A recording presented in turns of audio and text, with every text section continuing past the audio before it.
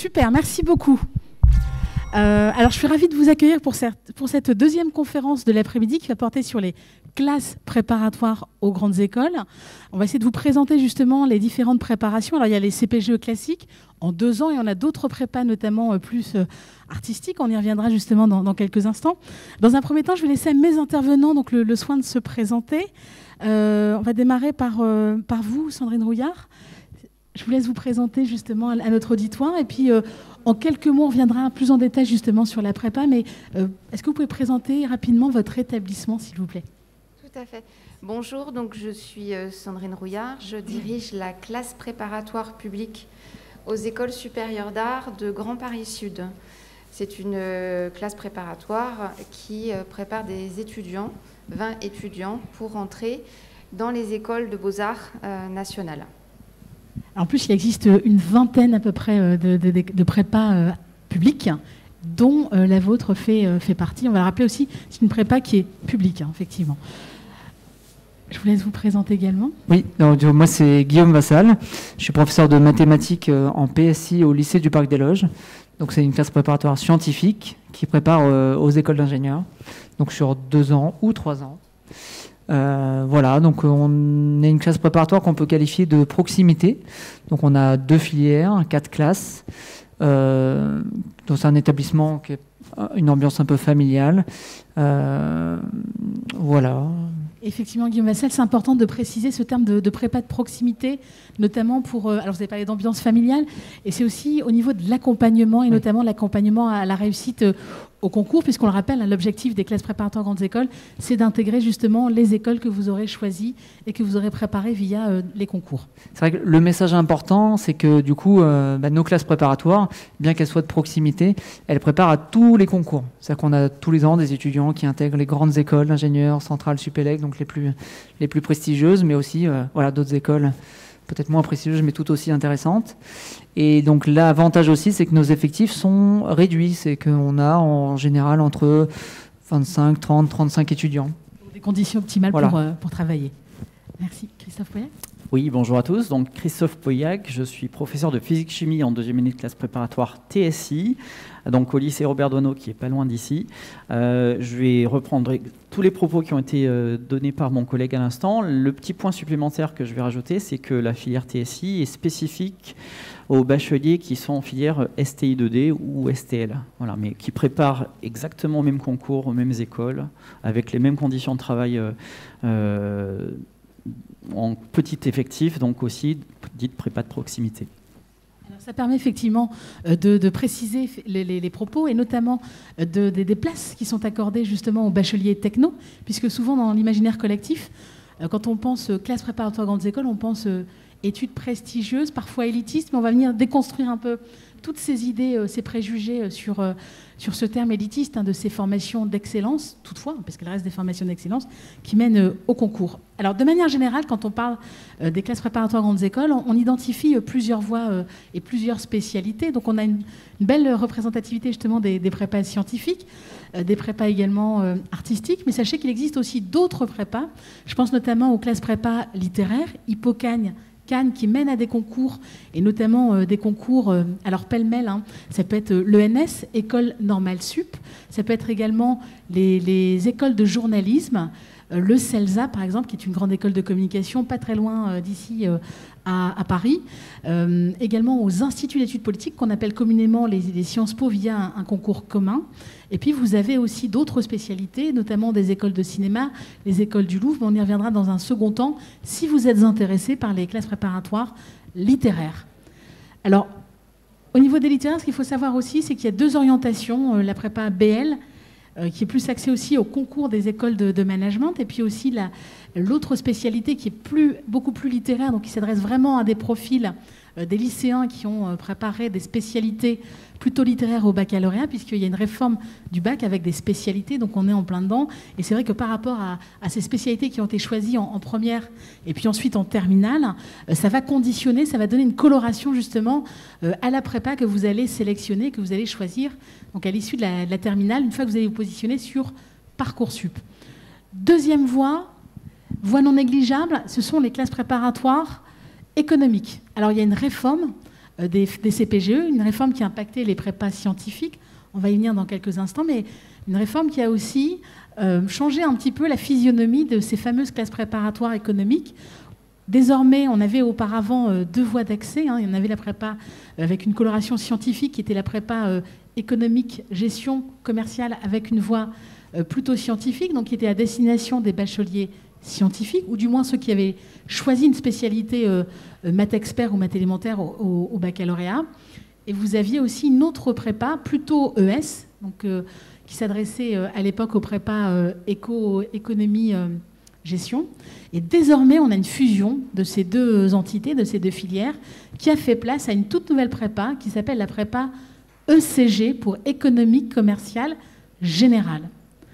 En marge de ces prépas ECG, vous avez aussi une prépa. Alors tout à l'heure, justement, vous avez évoqué les bacs technologiques. Donc on a aussi un pendant pour les étudiants en économie-gestion, donc la prépa ECT, donc pour la voie technologie qui s'adresse, quant à elle, aux bacheliers techno, donc aux bacheliers STMG.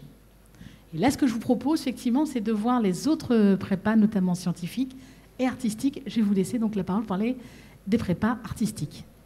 Merci. Alors, comme vous le disiez tout à l'heure, nous sommes une classe préparatoire publique. Ce qu'il est important à savoir, c'est que nous sommes 23 en France à faire partie d'un réseau qui s'appelle l'APA.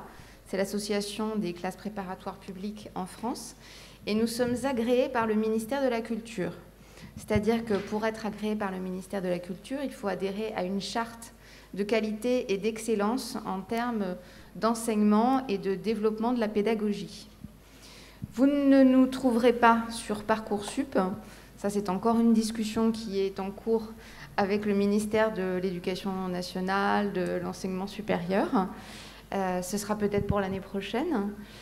Mais par contre, vous nous trouverez sur le site de Grand Paris Sud. Et là, vous avez toutes les informations. Donc, nous préparons aux 45 écoles nationales des Beaux-Arts. Ce qu'il faut savoir, c'est que la première année en école des Beaux-Arts, c'est ce qu'on appelle une année propédeutique. Vous aurez la même année, quasiment, sur toutes les écoles, à part certaines écoles qui sont très précises. Et ensuite, vous avez des spécialités. Ces spécialités, elles sont très diverses. Vous pouvez avoir du design, de la peinture, de la création d'espace, du volume, de la sculpture, voilà, tout un tas de choses. Vous avez même du design culinaire aussi, qui se développe en ce moment. Et nous avons entre 150 et 200 candidats. Nous prenons 20 étudiants. 20 étudiants qui vont être encadrés sur l'année par 9 enseignants. Pendant l'année, il y a entre 31 et 33 heures de cours. Pas de vacances, à part celle de Noël, puisque le premier concours arrive fin mars. Donc c'est une classe préparatoire qui, comme toutes les classes préparatoires, est intense. Il ne faut pas penser que parce que c'est de l'art, il y a un côté dilettante. Pas du tout. Donc pendant cette année, il y a de la peinture, de la sculpture, de la vidéo, de la photographie, de l'histoire des arts. À partir de l'année prochaine, du design de perspective, du dessin de modèles vivants. Beaucoup ce qu'on appelle de workshops, c'est-à-dire de moments un peu dédiés à la rencontre et à un travail avec des artistes. Nous avons un partenariat depuis 2 ans avec le Centre Pompidou. C'est un partenariat tout à fait innovant. Le Centre Pompidou offre à nos 20 étudiants la carte du Centre Pompidou pour avoir la gratuité d'accès. On a accès aux expositions lorsque le Centre Pompidou est fermé, c'est-à-dire qu'on rencontre les artistes, les commissaires d'exposition, dans un cadre tout à fait idyllique et privilégié. Oui. On a accès aux réserves aussi, et on rencontre donc les professionnels du musée du Centre Pompidou. Ce qui donne aussi une idée des métiers qui se développent dans la culture. Donc toute une année de travail qui mène à cette présentation des différents concours. On demande aux étudiants qu'ils s'inscrivent à 5 concours minimum en dehors des concours parisiens.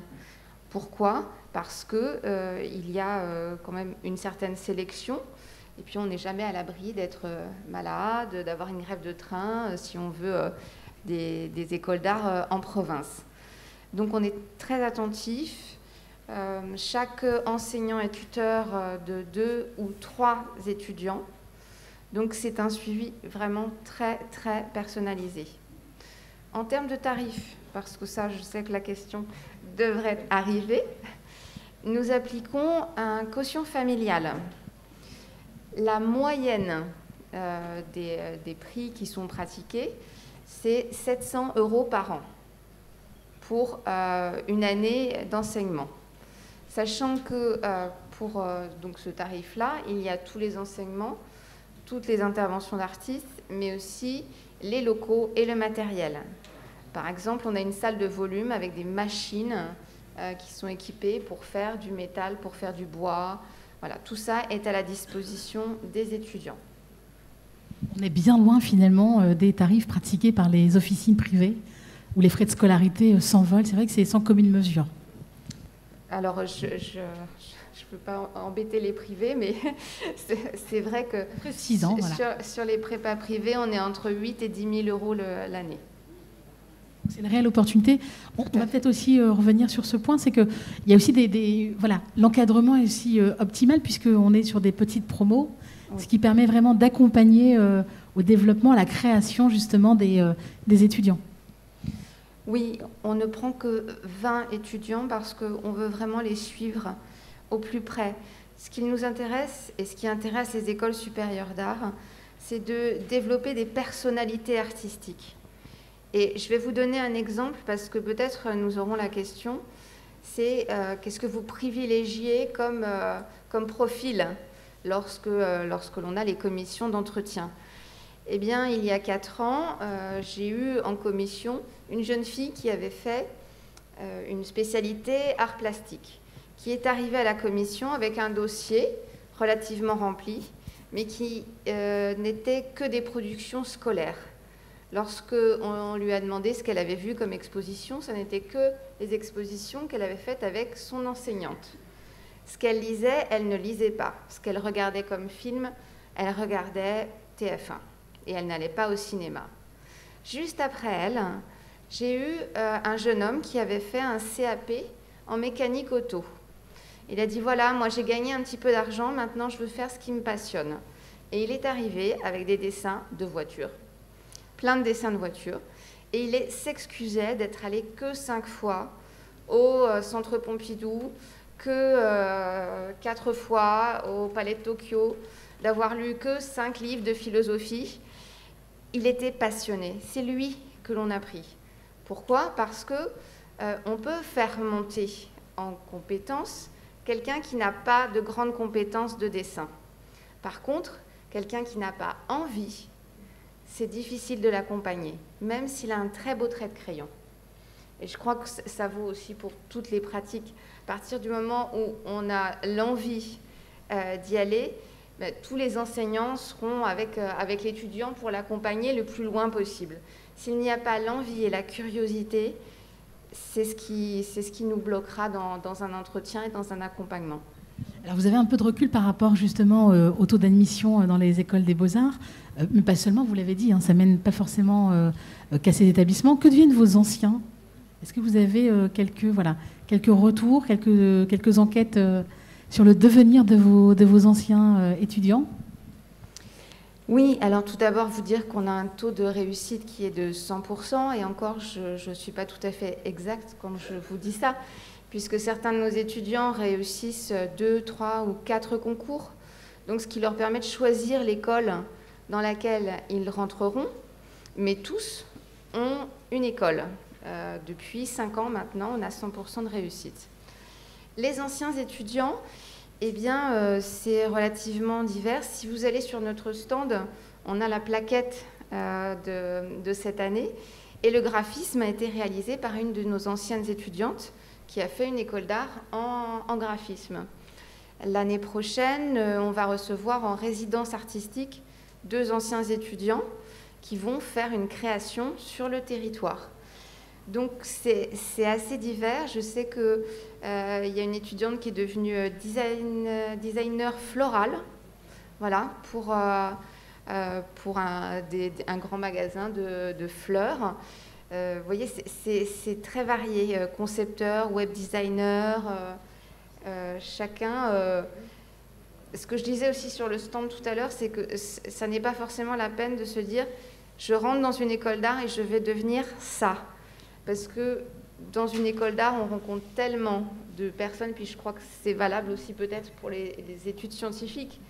On se dit peut-être je vais devenir ingénieur spécialisé en ça, et puis on va rencontrer des gens, on va apprendre des choses sur le chemin qui vont nous faire dévier notre route, mais je pense qui vont créer des opportunités, voilà. Voilà, c'est ça.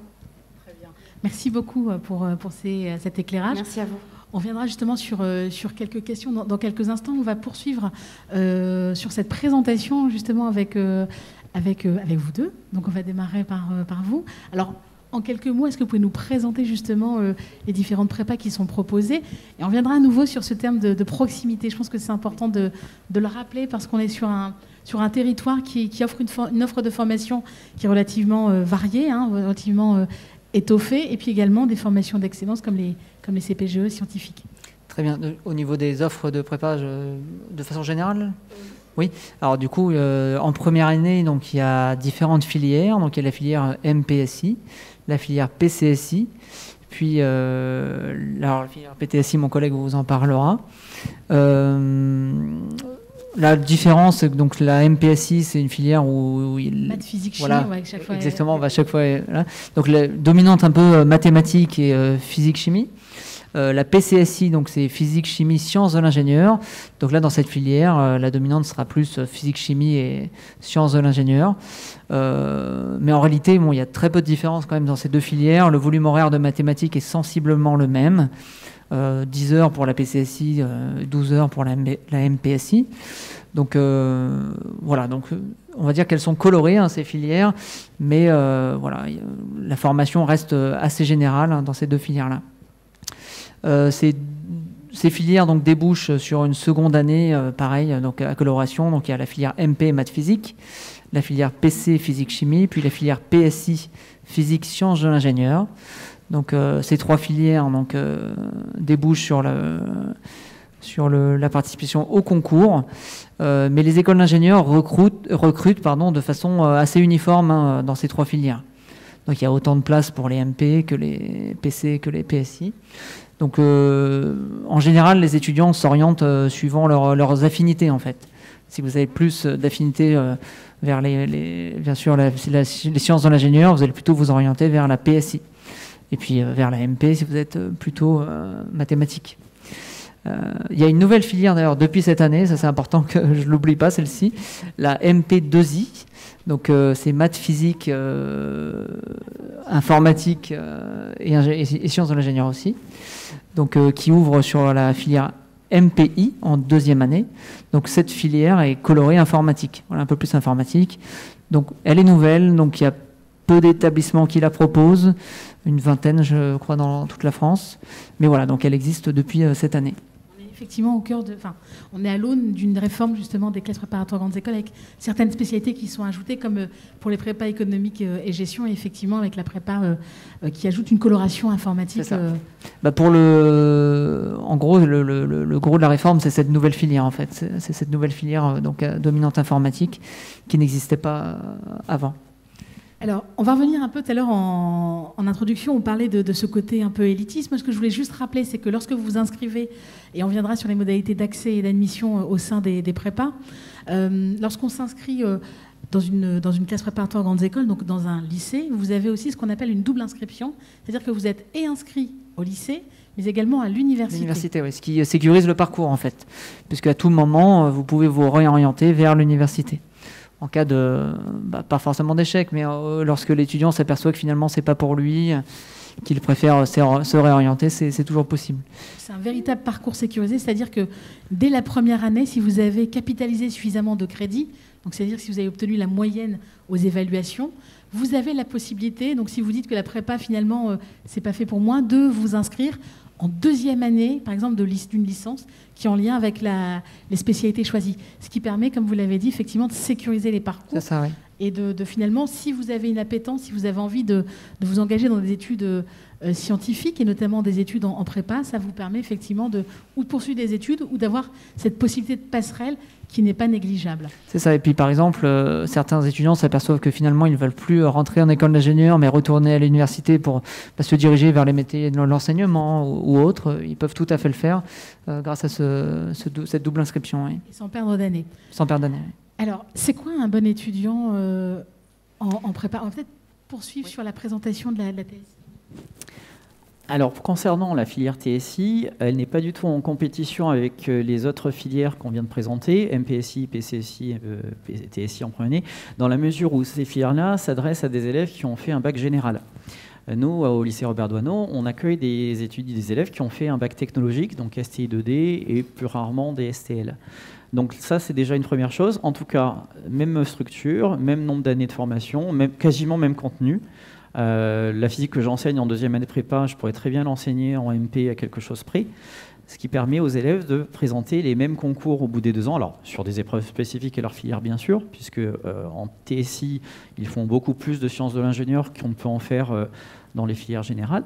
En tout cas, ils vont pouvoir intégrer les mêmes écoles et à la fin, ils seront sur les mêmes bancs de l'école sans savoir au final de quelle filière les uns viennent, d'où ils viennent les uns et les autres.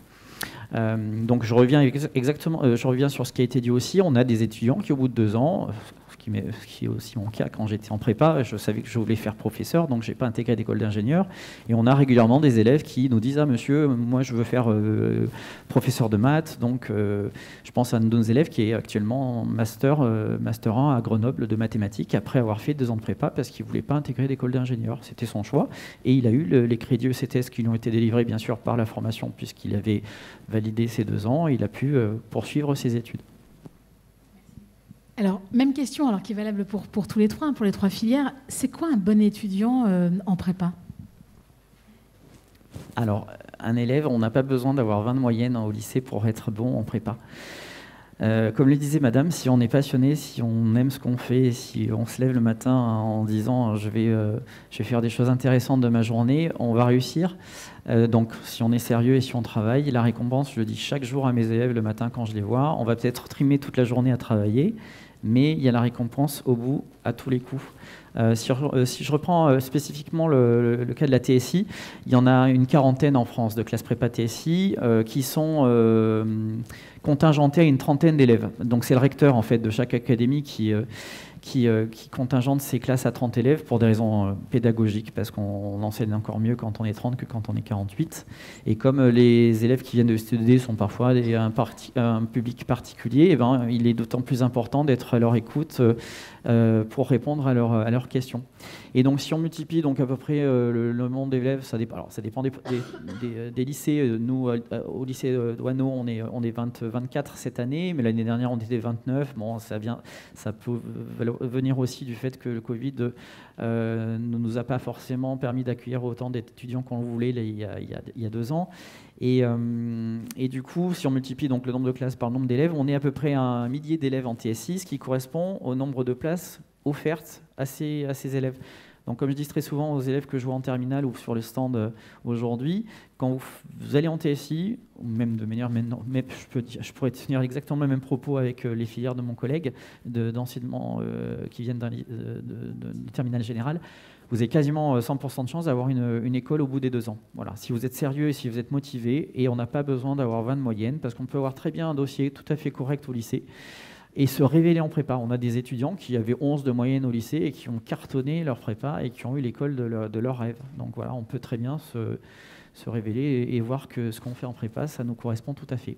Alors vous devancez une question que j'allais justement poser, puis ensuite on laissera parler vos autres collègues.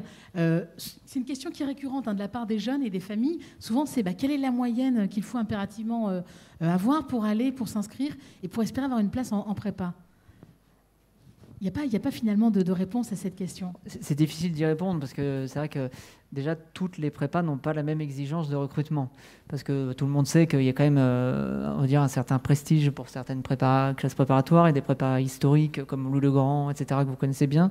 Ginette. Voilà, Ginette. Donc forcément, ces classes préparatoires n'en vont pas avoir le même niveau d'exigence qu'une classe préparatoire de proximité.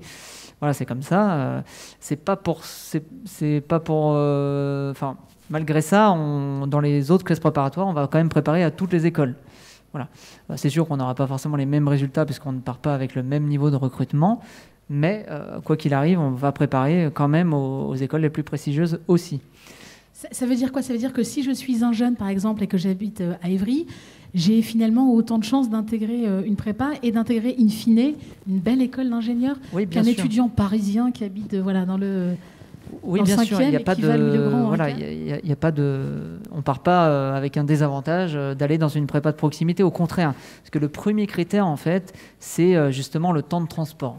Comme justement, on doit gérer son temps libre pour travailler le plus possible, pour réussir le mieux possible les concours, il faut avoir le moins de temps de transport possible. Donc, avoir une classe préparatoire proche de chez soi, c'est l'idéal. Voilà.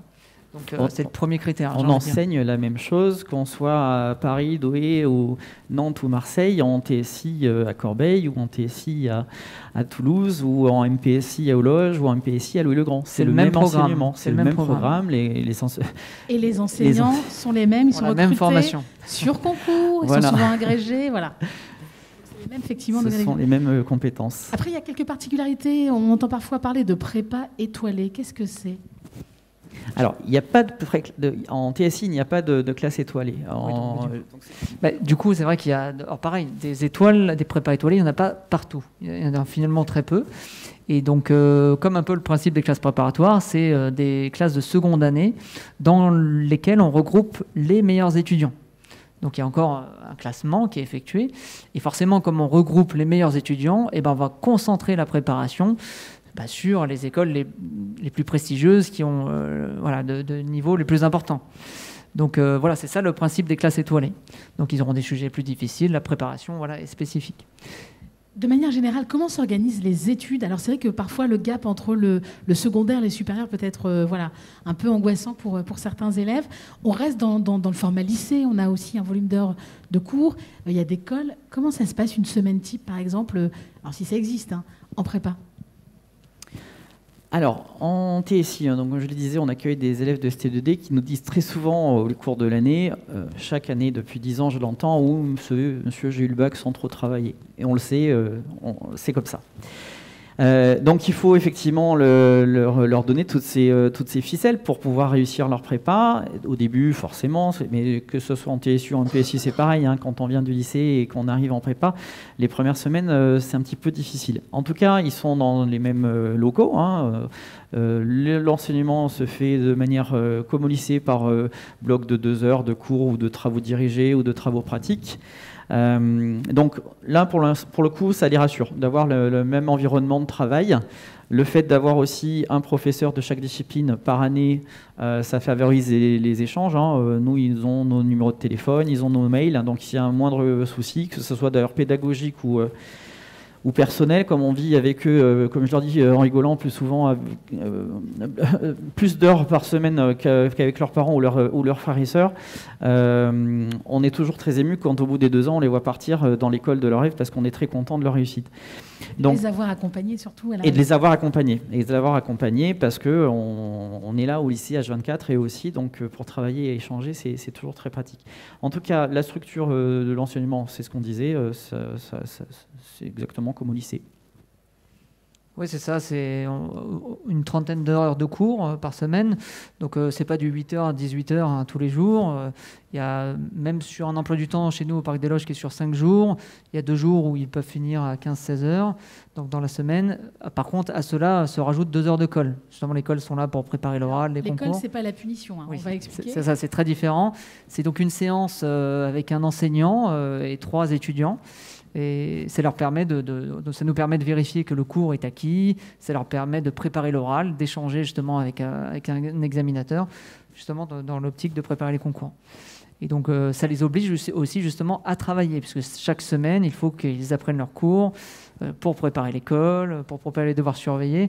Donc, c'est vrai que l'encadrement est important, en fait. C'est pour ça qu'on dit souvent que ces filières sont exigeantes, puisque les devoirs surveillés sont réguliers, les devoirs sur table toutes les semaines, l'école 2 heures par semaine. Donc, voilà, c'est pour ça que c'est exigeant, mais tout est mis en place, en fait, pour que l'étudiant réussisse au mieux les concours. Et d'ailleurs, donc, ça se passe dans un lycée, donc c'est vrai que c'est rassurant pour eux. Mais souvent, ils sont très privilégiés. Parce qu'au Parc des Loges, il y a un couloir dédié au CPGE. C'est-à-dire que voilà, il n'y a pas d'échange direct avec les lycéens. Ils ont un cadre calme. Ils ont en général les clés de leur salle, une priorité à la cantine quand il y a des heures de colle sur l'heure du repas. Donc en général, ils sont très chouchoutés quand même au sein du lycée. Ils sont privilégiés. Chaque classe a sa salle. Et quand effectivement, sur certaines journées, ils terminent à 16h, ils ont la clé, il y a un responsable des clés de la salle et qui reste autant qu'il veut jusqu'à la fermeture du lycée le soir pour travailler avec ses camarades dans leur classe. Très bien. Sandrine Rouillard, comment ça se passe dans votre prépa artistique? Alors c'est un petit peu différent que de mes collègues scientifiques, puisque vous l'aurez compris, leur prépa se déroule sur 2 ans, la nôtre sur 1 année. Une courte année, puisque le concours des arts décoratifs arrive le 1er fin mars. Et puis également, je reviens sur la question que vous posiez tout à l'heure, quel niveau scolaire? Alors, dans le dossier que l'on demande aux étudiants pour entrer dans cette classe préparatoire, il y a effectivement les derniers bulletins de terminale et puis pour certains de première. On est plus attentif aux appréciations qu'aux notes. Pourquoi? Parce que, étant donné que cette classe préparatoire est dans un temps extrêmement court, s'il y a noté dans les appréciations élèves très absents, pas investis, mais qui arrivent à avoir une bonne moyenne, on s'inquiète. On s'inquiète parce qu'on se dit comment on va accompagner quelqu'un qui peut s'absenter ou arriver en retard, ou quel investissement. Et donc là, on va tester au moment de l'oral. Donc ce n'est pas tant les moyennes qui nous questionnent, mais les appréciations des enseignants qui ont accompagné cet étudiant. C'est important justement cette ambiance. Alors c'est vrai que on n'est pas là pour critiquer les prépas parisiennes, mais souvent il y a cet esprit de compétition, alors que dans les prépas de proximité, on est plutôt sur de l'émulation intellectuelle et sur de la solidarité. Oui. Oui. Je voulais réagir juste avant de vous donner la parole. Effectivement, c'est quelque chose qui est très important. Je pense que mes collègues réagiront aussi là-dessus.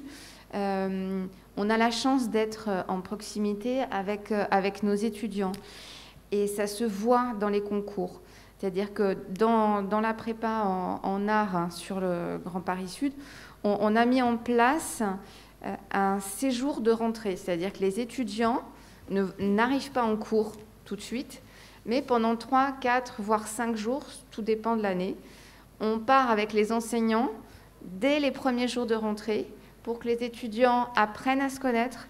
On va sur un domaine où il y a de l'art contemporain, où on rencontre des artistes, et pendant 3, 4, 5 jours, on vit ensemble, on apprend à se connaître et on forme le groupe. Et une fois que le groupe est formé, on peut commencer à travailler. Donc ça, c'est très formateur. Et ce qui se passe aussi, c'est que quand ce groupe arrive dans les concours des écoles supérieures d'art, ce qu'il ressort, c'est que souvent, les étudiants qui ont fait d'autres classes préparatoires sont chacun dans leur coin, parce que c'est un concours individuel. Les nôtres, ils sont ensemble et ils se tiennent les coudes pour réussir ensemble. Donc il y a quelque chose, il y a une énergie qui font que... L'esprit de corps finalement. Voilà, parce que comme le disaient mes collègues, c'est des petits groupes. Et donc il y a vraiment cette idée de se serrer les coudes pour aller jusqu'au bout ensemble. Non, c'est exactement ça. On leur dit souvent, et ils s'en rendent compte a posteriori, qu'ils n'auront pas intégré la même école d'ingénieurs parce qu'ils ont des affinités différentes. Il y en a un qui veut aller en informatique, l'autre qui veut faire du génie civil. Donc ils savent très bien qu'ils ont tout intérêt à travailler ensemble pendant les 2 ans pour s'enrichir mutuellement, parce qu'il y en a un qui va être plus fort que le copain en maths et puis l'autre va être plus fort en physique. Ils vont s'entraider et tout le monde va du coup réussir. Et du coup, ils ont eu l'idée une année... qu'on achète un suite de promo en fait. Ils ont eux-mêmes fait le logo de la promo et on fait aussi des journées, voire des séjours de cohésion de classe. D'intégration parfois un petit peu décalée pour de cause de Covid, et la semaine prochaine on emmène les 2 classes de TSI1 et TSI2 dans les Alpes, alors pas pour faire du ski pour raisons sanitaires, mais pour faire un séjour oxygène. On travaillera le matin, chaque matinée on fera maths, physique, SI, anglais, français, et puis l'après-midi on fera des activités sportives pour se défouler en prévision des concours, comme les joueurs de foot qui avant la Coupe du Monde font un séjour de cohésion de classe ou de groupe dans les Alpes. C'est pareil. Ça permet effectivement, quand on a un petit coup de mou, ou quand on a un camarade de classe qui n'a pas trop le moral qui est stressé, c'est ça, de l'accompagner. On est vraiment dans cette optique, dans cette philosophie. Que ça soit eux ou nous, ils savent que s'il y a un coup de mou un soir, ils peuvent toujours avoir une oreille pour les écouter et pour que ça reparte de plus belle le lendemain matin. Oui, c'est vraiment la même chose. La notion de groupe classe est très importante. En général, ils s'entraident, ils travaillent, font toujours les devoirs ensemble. Et de la même façon, d'ailleurs, nous, on organise toujours un concours blanc tous les ans, justement pour se préparer au concours. Et on arrive aussi à l'organiser à la montagne très régulièrement pour justement avoir une cohésion entre les 4 classes, parce qu'en général, déjà, donc, dans la classe, il y a une belle cohésion, et on aime aussi que les classes de première et de seconde année échangent pour se donner l'expérience nécessaire pour passer les concours. Ouais. On essaie parfois qu'un élève de deuxième année soit le parrain, le tuteur d'un élève de première année pour lui donner des petits conseils. Au départ, quand ils commencent, ils ne savent pas forcément comment s'organiser, donc ils ont toujours notre point de vue, mais aussi celui de leurs camarades. Très bien. Alors, la particularité des classes préparatoires grandes écoles, c'est d'acquérir cette fameuse méthode, la méthode de travail, qui va suivre l'étudiant bien au-delà des concours, bien au-delà de sa scolarité, c'est-à-dire même lorsqu'il sera un professionnel chevronné. Donc, il aura effectivement ce marquage, un prépa. Concernant les concours, est-ce que vous savez ce que deviennent vos anciens? Tout à l'heure, on l'a déjà évoqué avec les différentes passerelles possibles. On va parler justement de QB. Tout à l'heure, vous avez parlé de la possibilité de faire 3 ans justement pour obtenir l'école de son choix. Au niveau du volume horaire, vous l'avez expliqué, on est accompagné, un volume horaire assez dense. L'idée, c'est d'amener les étudiants à se dépasser, à disposer de solides connaissances académiques, scientifiques. Encore une fois, c'est quoi aussi l'intérêt de passer par une prépa? Je crois que les compétences qu'on acquiert en prépa, on les acquiert pour toute la vie. Je pense que je ne serais pas devant vous aujourd'hui si je n'avais pas fait 2 ans de prépa. Et ça aurait, à mon avis, changé beaucoup de choses. Mais voilà, les méthodes de travail, même si effectivement, quand ils seront ingénieurs, ils vont peut-être être amenés à travailler sur un domaine qui est complètement différent de celui qu'ils ont acquis pendant leur année de formation en école. On dit souvent, et c'est pour ça qu'il faut relativiser les choses, qu'une école ne va pas faire l'avenir professionnel d'un élève. J'ai beaucoup d'exemples autour de moi, aussi bien de mes élèves que de mon entourage proche, de personnes qui font une école d'ingénieur dans un domaine et qui vont être embauchées sur une autre thématique. Pourquoi? Parce qu'ils ont acquis justement en prépa et pendant les 3 années d'école d'ingénieur des compétences qui vont leur permettre de s'adapter en quelques semaines sur une nouvelle situation. Oui, voilà, c'est vraiment la même chose pour nous. Et pour revenir sur que deviennent nos anciens étudiants, c'est vrai que régulièrement, tous les ans, on organise un forum des anciens, où justement nos anciens étudiants viennent présenter leur école aux nouveaux. Ça permet justement d'avoir une idée, parce que souvent, c'est vrai, on arrive en prépa, pas forcément avec justement une idée de ce qu'on veut faire plus tard, mais ce qui n'est pas gênant. Et donc, ces forums permettent justement aux étudiants de faire découvrir telle ou telle école, et puis de rencontrer justement l'ancien étudiant qui a intégré, qui peut partager justement son expérience. Qui a fait le même lycée que lui, et du coup ça leur permet de se projeter, de se dire bah oui, il vient de mon lycée, il n'était pas meilleur que moi, on avait à peu près les mêmes moyennes de classe en terminale, il n'y a pas de raison que moi aussi j'y arrive pas, si je m'en donne les moyens, c'est possible. Exactement. Et c'est vrai qu'en cela, c'est vraiment important qu'on suive un peu nos étudiants, qu'est-ce qu'ils deviennent plus tard, et puis qu'est-ce qu'ils finissent par avoir comme métier, dans quel domaine. Et pour côté artistique, vos anciens étudiants reviennent peut-être pour présenter un peu leur parcours, les écoles d'art qu'ils ont pu intégrer? Alors tous les ans, on a une rencontre des anciens étudiants avec les nouveaux. Depuis 2 ans, ça se fait en visio. Mais ça permet aussi d'avoir plus de monde.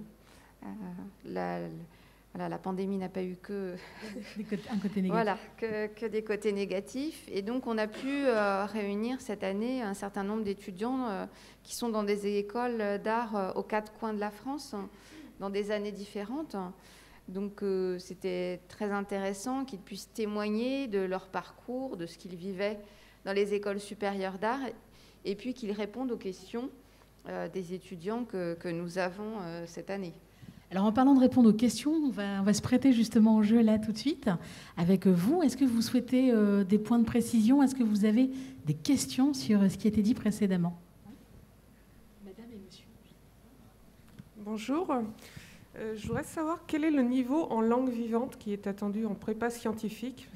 Donc, est-ce qu'il y a une langue, deux langues, et est-ce que vous avez des tests de niveau?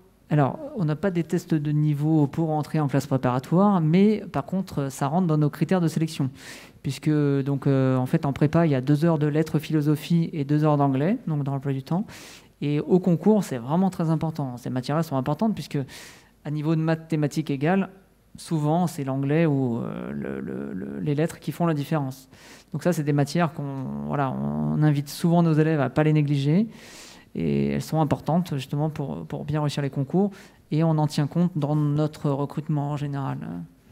Bien sûr de façon pondérée par rapport aux matières scientifiques, mais on ne néglige pas ces matières. Alors non seulement pour les concours, mais aussi à moyen terme pour valider le diplôme d'ingénieur.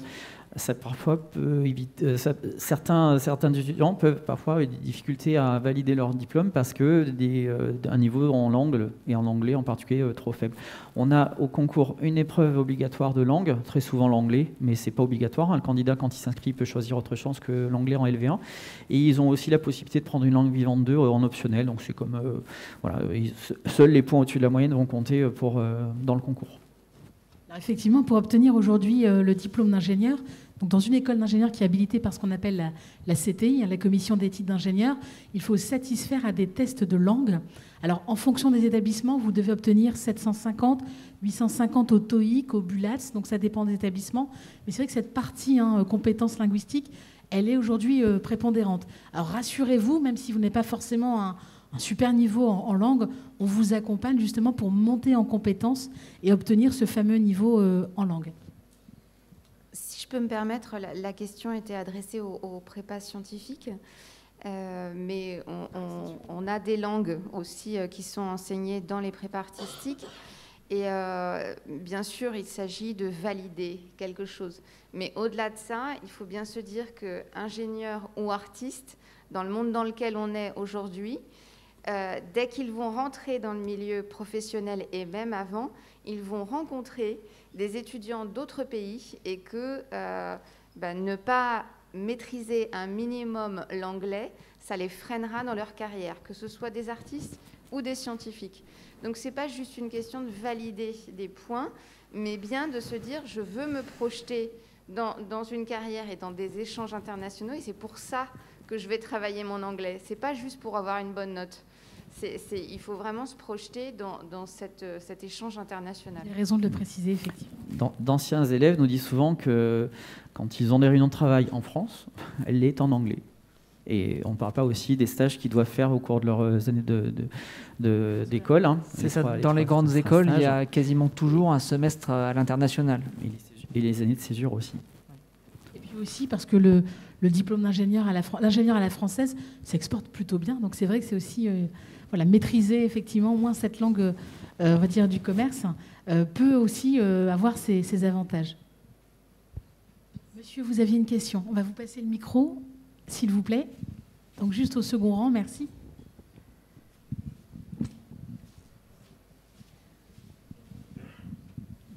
Bonjour, donc d'abord pour confirmer s'il vous plaît le processus d'intégration dans les écoles, si vous pouvez nous le préciser, c'est Parcoursup, dossier. Ensuite, il y a cette interrogation que vous avez évoquée au début, qui est de dire, les enfants sont jeunes quand ils passent le bac, ils font un choix, les années qui suivent en tant que parents s'interrogent, mais s'ils ne restent pas sur la première année, s'ils ne restent pas sur la deuxième année, et quelles sont les possibilités de poursuite après. Donc je voudrais avoir des éléments de réponse sur ces points-là, s'il vous plaît. Merci. Une question à nouveau sur le recrutement avec Parcoursup et puis de passerelles possibles Exactement. pendant la Exactement. formation. Moi, je veux bien revenir sur la passerelle. On dit souvent qu'une première année de CPGE, c'est jamais une année de perdu.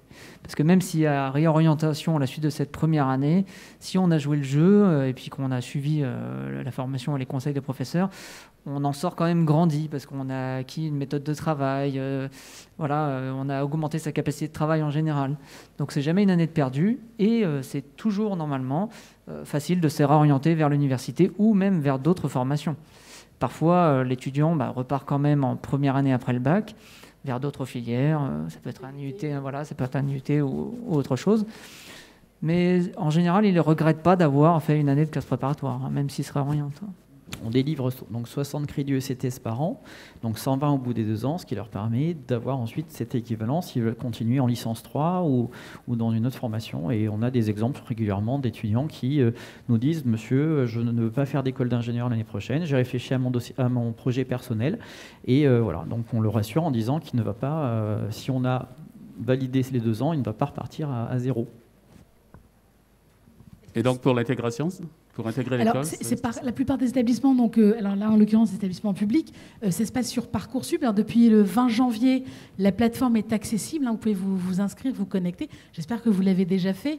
Vous avez la possibilité d'émettre, de formuler en fait des vœux de poursuite d'études jusqu'au 28 mars. Donc, vous pouvez postuler et émettre jusqu'à 10 vœux. Et il y a aussi cette possibilité d'émettre des sous-vœux. Donc, un vœu égale une formation, une filière, donc une CPGE, ça peut être une CPGE STI par exemple ou autre, et les sous-vœux correspondent aux établissements. Donc ça, c'est pour des sous-vœux, ce qui permet finalement de multiplier les possibilités, les opportunités. Vous avez aussi une particularité pour les prépas, c'est que vous pouvez aussi émettre des sous-vœux dans le cadre d'internat. Donc si vous avez des établissements, des lycées qui proposent cette solution d'internat, ça peut maximiser vos chances d'intégration. Normalement, les proviseurs des lycées, les professeurs principaux de terminale organisent des réunions pour les parents chaque année pour expliquer, et aussi aux élèves, comment s'inscrire. Donc de mémoire pour la prépa, il y a un onglet CPGE, ensuite vous choisissez l'académie, puis ensuite vous avez les listes des lycées que vous sélectionnez. Alors, il y a aussi les journées portes ouvertes. Est-ce qu'on peut rappeler les dates? Est-ce que vous en proposez? Alors malheureusement, là encore à cause du Covid, la journée porte ouverte qui devait avoir lieu le 5 février au lycée Douaneau a été ajournée. Donc nous, ce qu'on a fait en prépa, c'est qu'on a converti ça en réunion Zoom. Donc quand on visite les différents lycées environnants pour présenter la filière, on donne aussi une journée et on envoie par mail le lien de connexion pour qu'on puisse aussi échanger avec les élèves qui seraient intéressés. Mais c'est vrai que cette année, on n'a pas pu accueillir les parents et les élèves au sein même de l'établissement. Sur la classe prépa artistique, nous avons des portes ouvertes le samedi 26 mars, de 10h à 18h, à la ferme du Bois-Briard. Donc c'est une exposition des travaux des étudiants, en présence des étudiants et des professeurs.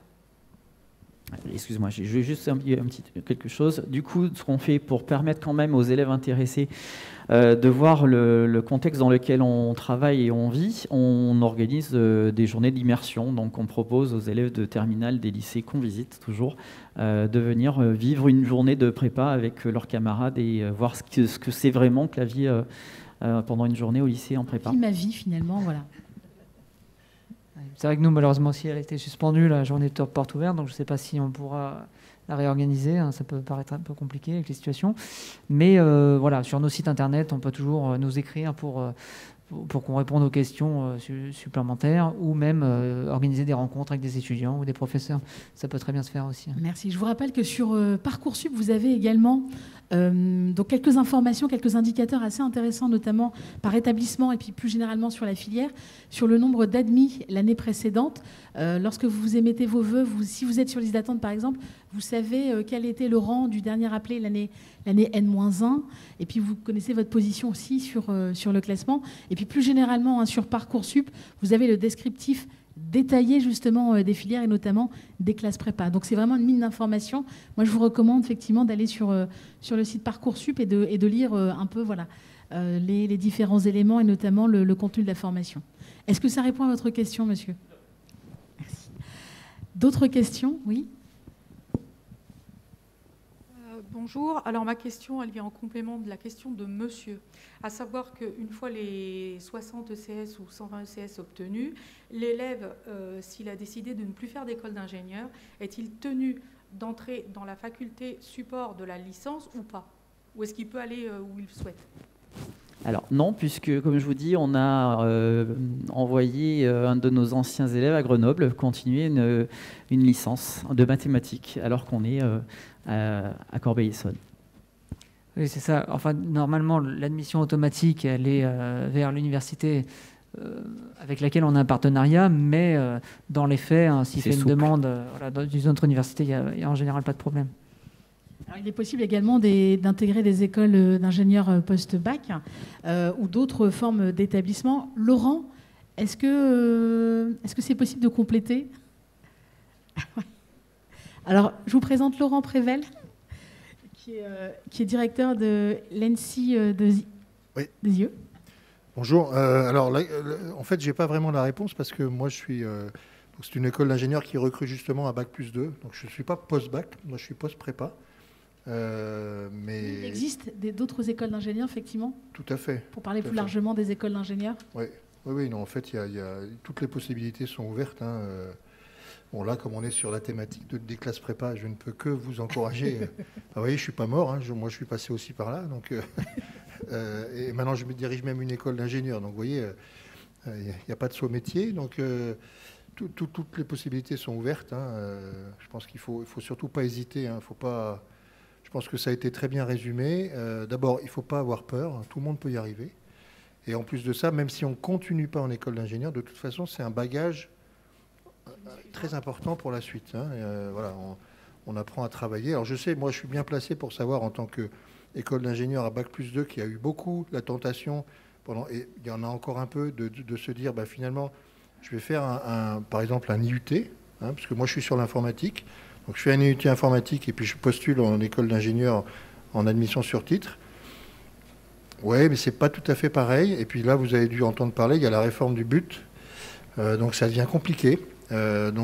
Pour moi, d'ailleurs, ça renforce, je pense, la valeur des classes prépa. Donc, de ce côté-là, c'est un élément positif.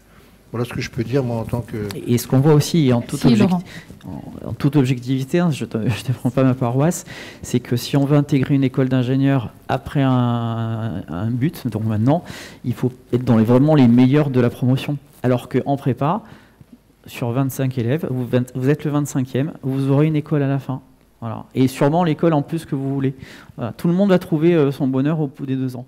En but ou en BTS, il faut vraiment être dans les meilleurs de la promotion pour avoir une chance d'intégrer l'école d'ingénieur que vous voulez. Alors but, bachelor universitaire de technologie, qui se prépare désormais en 3 ans. Donc c'est l'ex-DUT, diplôme universitaire de technologie. Et de même, les écoles d'ingénieurs que vous pouvez intégrer après le bac, vous pouvez bien évidemment les intégrer aussi après les 2 ans de prépa, directement en 3e année. Ce qui vous permet du coup d'avoir ce temps supplémentaire de réflexion, parce qu'un jeune, moi le premier en terminale, je me demandais ce que je voulais faire. Et je me suis dit, je vais aller en prépa, ça va me permettre d'avoir un champ d'action plus important et d'avoir 2 ans pour réfléchir à mon projet personnel. C'est ça, vous faisiez peut-être référence aux prépas, aux écoles avec prépa intégrée, par exemple. Alors, c'est vrai que ça a ses avantages et ses inconvénients, en fait. Parce que si vous savez dans quelle école d'ingénieur vous voulez aller et que vous savez dans quelle spécialité vous voulez travailler, ça peut être une bonne chose, puisqu'on rentre dans cette école en prépa intégrée. Alors, il faut quand même jouer le jeu, hein, parce que sinon, il y a toujours possibilité de se faire écarter pendant les premières années. Mais voilà, vous êtes dans l'école dès les premières années. La préparation est un peu moins générale, un peu plus spécifique. Et puis après, vous continuez dans cette école d'ingénieur. Les inconvénients, c'est justement qu'il n'y a pas vraiment de passerelle vers les autres écoles. Donc du coup, en effet, ça ferme un peu le champ des possibles. Et donc, c'est quand même un des inconvénients. Alors, certaines sont publiques, donc non payantes, et certaines sont privées, donc aussi payantes. La majorité payante, bien souvent. Donc c'est vrai que du coup, on paye les 2 premières années. Et la scolarité en lycée, en prépa, c'est 0 € par an. Oui. Juste l'inscription à l'université, comme si on était à l'université. Exactement. Voilà. Est-ce que vous avez d'autres questions? Oui, madame? On va vous passer le micro, s'il vous plaît.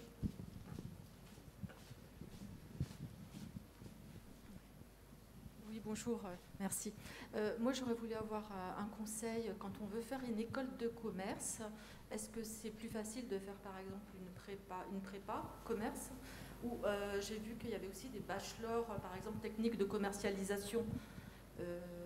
Qu'est-ce qui est plus recommandé en fait? C'est un peu le même raisonnement que celui des classes préparatoires scientifiques pour intégrer une école d'ingénieur. Effectivement, je pense notamment aux écoles du chapitre, hein, c'est-à-dire le top 5 des meilleures business schools en France, donc HEC, CP, EDEC, le M Lyon. Souvent, pour intégrer ces établissements, il faut passer par la prépa, bien souvent, parce que vous maximisez vos chances d'intégration dans ces établissements. Et c'est vrai que, alors, le but, le bachelor tout court, hein, donc il est en fait la petite sœur, on va dire, du PGE, du programme Grande École qui est proposé dans les écoles de management, est sensiblement différent. Pourquoi? Parce que aujourd'hui, pour exercer en fait des fonctions managériales, des fonctions d'encadrement, alors pour devenir ingénieur, il faut avoir le bac plus 5, avoir une école qui est habilitée par la CTI, la Commission d'éthique d'ingénieur. Pour exercer effectivement donc le pendant dans les écoles de management, pour exercer des fonctions de cadre, il faut avoir un bac plus 5. Lorsque vous faites le choix du bachelor, vous orientez plutôt pour une formation en fait de professionnels, de collaborateurs intermédiaires. D'accord ? Après, ça ne vous empêche pas de rejoindre le programme Grande École d'une business school. Mais c'est vrai que si vous envisagez vraiment le LEC plus ultra des grandes écoles de commerce, le passage, ce sera CPGE, plus effectivement plus le concours des grandes écoles de commerce et de management. On ne l'a pas évoqué, mais il y a aussi une possibilité, notamment au niveau des frais de scolarité. L'alternance est aussi une solution. Alors, c'est vrai que les frais de scolarité sont peut-être moins onéreux pour les écoles d'ingénieurs. En revanche, dans les écoles de commerce et de management, dites-vous que lorsque vous engagez dans une business school, alors je vais faire un comparatif, hein, on est un peu dans ça, une business school, les frais de scolarité, donc quand vous engagez donc après une prépa, c'est 3 ans après un bac plus 2. Donc une année, c'est environ 15 000 €. Donc vous multipliez par 3, je vous laisse faire le calcul, 45 000 €. Si vous faites le choix de l'alternance, vous faites une année en formation initiale et puis après les autres années, vous pouvez les poursuivre par le biais de l'alternance, c'est-à-dire que vous êtes rémunéré, vous allez rembourser la première année que vous avez faite justement en formation initiale. Et c'est vrai qu'une fois que vous sortez diplômé, vous n'avez plus de prêt. Quand vous faites le choix d'une autre formation, d'un bachelor, souvent, c'est un peu plus délicat. Les rémunérations, parce que chaque année, vous avez ce qu'on appelle la CGE, donc la conférence des grandes écoles, qui envoie une enquête justement aux diplômés et qui permet justement d'avoir une cartographie, de savoir quels sont les écarts de salaire entre les garçons et les filles, quels sont en fonction aussi des secteurs d'activité, d'avoir les rémunérations. Ça vous donne vraiment un bon aperçu des possibilités justement d'intégration après une diplomation en école de commerce ou après une école d'ingénieur. Alors c'est vrai que le choix entre bachelor, programme grande école, si vous faites le choix de la prépa, je pense que ça peut être aussi un choix gagnant parce que vous économisez, puisque la plupart des prépas dans l'ensemble, elles sont publiques, donc gratuites. Donc on économise 2 ans, ça laisse aussi le temps de mûrir un projet professionnel et puis éventuellement d'avoir 3 ans en école de management en ayant toujours cette possibilité d'alternance. Alors je ne sais pas si j'ai répondu... Je ne suis pas trop informée en fait, sur l'alternance en école de commerce parce que j'ai... Alors, on va rappeler peut-être le principe de l'alternance. L'alternance, c'est 2 types de contrats, le contrat d'apprentissage et le contrat de professionnalisation. L'objectif et l'idée de l'alternance, c'est d'alterner mission en entreprise, donc vous êtes un apprenti, et puis également, vous suivez des cours dans un CFA, un centre de formation. Alors, ça peut être une école d'ingénieur, ça peut être une école de commerce. Et l'idée, c'est de jongler un peu entre les deux, de ne pas perdre de vue que l'objectif, c'est quand même de décrocher votre diplôme. Vous percevez une rémunération qui se fait au prorata du SMIC et en plus, vous avez la gratuité des frais de scolarité. Donc, c'est ça le principe de l'alternance. Qu'est-ce qu'on peut rajouter pour Laurent, peut-être sur l'alternance? Modalité? Oui, exactement. Et surtout, ce qu'il faut bien avoir en tête, c'est que c'est le même diplôme. Oui. Est-ce qu'on peut passer le micro à Laurent? Juste pour... voilà, merci. J'en profite. C'est juste pour bien aussi avoir en tête que c'est exactement le même diplôme, sont les mêmes enseignants. La seule chose, c'est qu'effectivement, ce n'est pas le même emploi du temps. Mais moi, je conçois parfaitement que même après 2 années de classe prépa ou 3, on n'est plus envie de passer les 5 jours de la semaine en amphi. Donc là, on est, comme le nom l'indique, en alternance. On est à moitié à l'école, à moitié dans une entreprise. Et voilà. Et donc, franchement, c'est exactement les mêmes diplômes. C'est labellisé pareil par la conférence la commission des titres d'ingénieurs. Donc, franchement, c'est d'ailleurs en train de monter en France. On a longtemps considéré que l'apprentissage, c'était une seconde voie. En école d'ingénieur, absolument pas. Et d'ailleurs, après, ils sont dans la même association de diplômés. Hein. Et je peux vous dire, on ne fait pas la différence après. Hein. Donc, voilà, ça c'est pareil, il faut vraiment y aller. Christophe Poyac, oui. On a chaque année, effectivement, lors de notre forum des anciens au mois de décembre, la venue de nos étudiants et qui sont très fiers de nous raconter ce qu'ils font, et en particulier ceux qui sont en apprentissage. Voilà, ils sont ravis de cette double casquette, de pouvoir suivre des cours à l'école et aussi de pouvoir être, dès leur école d'ingénieur, dans le monde du travail. D'être rémunéré en plus. Et d'être rémunéré quand en plus l'école est privée. Oui, madame, vous aviez une question ? Oui, bonjour.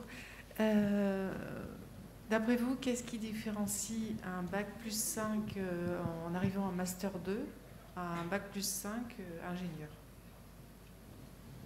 Alors, qui souhaite répondre ? Je pense que c'est les stages en école qui font la différence. Hein. Il y a 3 stages. Le premier, alors je ne sais plus si on les appelle comme ça, mais le premier, on le qualifiait de stage ouvrier, le deuxième en deuxième année de stage technicien et le troisième stage ingénieur. Donc 2 mois, 3, 4 mois, 6 mois. Ce qui fait au final, sur les 3 ans, une partie de l'enseignement vraiment sur le terrain et qui, à mon avis, leur apporte aussi de belles compétences. Juste pour compléter, pour vous donner une idée, alors c'est pas pour forcément, je prêche pour ma paroisse d'école d'ingénieur, hein, publique, hein, d'accord, donc 601 € par an. Simplement pour dire qu'en école d'ingénieur, à l'inverse, en 3e année, on a des accords, notamment nous on est à Évry, donc on a des accords avec les deux villages du plateau de Saclay, c'est-à-dire l'Université Paris-Saclay et l'Institut Polytechnique de Paris. Et en 3e année, ils peuvent faire en bicursus un master. Donc en fait, moi j'en ai pratiquement plus de la moitié qui sortent avec le diplôme d'ingénieur plus un master. Donc voilà, après, si on est un peu... Enfin, c'est aussi une facette de voir les choses. Et après, c'est aussi une différence de salaire. Hein. Par expérience, vous n'avez pas la même grille quand vous rentrez dans une grosse boîte si vous êtes master 2 ou si vous êtes ingénieur. Bon, c'est comme ça. Hein, c'est un titre, hein, il faut le rappeler, effectivement, c'est un titre et ça confère des droits. Pour les écoles de management, les business schools, quand vous obtenez un diplôme d'une école de commerce, reconnu encore une fois par la conférence des grandes écoles, ça c'est important aussi hein, sur les labels et la reconnaissance, vous avez automatiquement le grade de master. D'accord ? Donc ça vous permet effectivement de prétendre aux mêmes droits, de poursuivre vos études par exemple en doctorat, parce que certains au bout d'un titre d'ingénieur, au bout de 5 années d'études, font le choix de poursuivre leurs études. Vous avez effectivement le même niveau d'études, la même reconnaissance qui vous permet effectivement in fine de poursuivre éventuellement si vous souhaitez compléter ou obtenir une double compétence.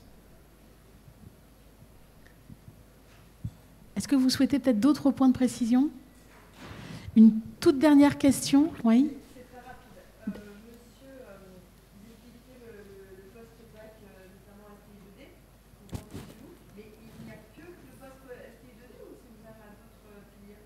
Alors, la filière TSI est spécifique aux élèves qui sont à STE2D. On peut accueillir plus rarement des élèves de STL, mais ceux qui sont à STL, ils vont plutôt faire la prépa TPC, qui les amène plus à faire des écoles d'ingénieurs de chimie. Mais oui, la prépa TSI est spécifique. D'ailleurs, sur Parcoursup, on ne peut pas s'inscrire en TSI si on n'est pas en terminale STI2D. C'est vraiment fléché. Je voulais également rappeler qu'il existe aussi une autre prépa à destination des jeunes qui sont passés par un BUT, par exemple, ou un BTS, et qui souhaitent intégrer une école d'ingénieur. C'est la prépa ATS, adaptation technicien supérieur, en fait, j'ai une année propédeutique aussi, un peu comme dans le domaine artistique. Ça permet de consolider des fondamentaux, d'avoir une remise à niveau, et in fine, effectivement, d'intégrer une école d'ingénieur. Et on en a d'ailleurs une au lycée Robert Doisneau. Voilà. Cercle vertueux. Qui marche très bien aussi.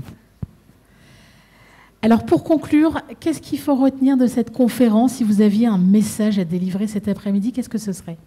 Guillaume? Pour faire simple, ça serait oser la prépa. Voilà. Je peux dire la même chose. En fait, c'est un slogan classique, justement, l'UPS, l'Union des professeurs de classe spéciale, voilà, transmet. Faut pas hésiter à oser la prépa, faut pas que ça fasse peur. Si on est motivé, on a toutes les chances de réussir. Et puis, le deuxième message, c'est de ne pas négliger la proximité, de ne pas se dire je vais aller dans une prépa prestigieuse pour réussir les grandes écoles, parce que ça, ça peut être un mauvais calcul. On a des bêtes à concours, on a des gens qui sont équipés, qui sont capés justement pour. C'est ça. Et puis, c'est pas un frein d'aller dans une prépa proche de chez soi, qui est moins prestigieuse qu'une. Voilà, ça c'est pour faire un peu notre publicité, mais c'est vrai. Hein, tous les ans, pour donner un dernier exemple, tous les ans, on voit des étudiants de notre propre lycée qui, pour changer d'air, va ailleurs, dans une prépa prestigieuse à Paris, et qui soit revient en cours d'année ou se réoriente. Et on trouve que c'est du gâchis parce qu'il pourrait être très bien dans une structure, on va dire, plus familiale, avec des effectifs plus réduits, réussir à taille humaine, réussir et obtenir une école d'ingénieur à la fin, en fait.